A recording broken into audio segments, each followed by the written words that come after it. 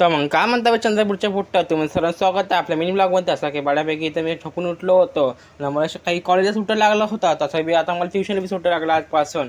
आता बहुत मजा येत होती. इथं वाजले होते अडीच आणि काही इथं बऱ्यापैकी इथं मग कूलरची आवाज घेत होतो बऱ्यापैकी. बहुत हवा यार इथं बडा पॅक खूप केलं तर बरं खड्ड्यानं मी मला हवं यासाठी.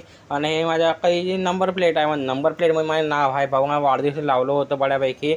आणि हे मी बऱ्यापैकी दिसता भाऊ. अरे गोरा गोरा यार.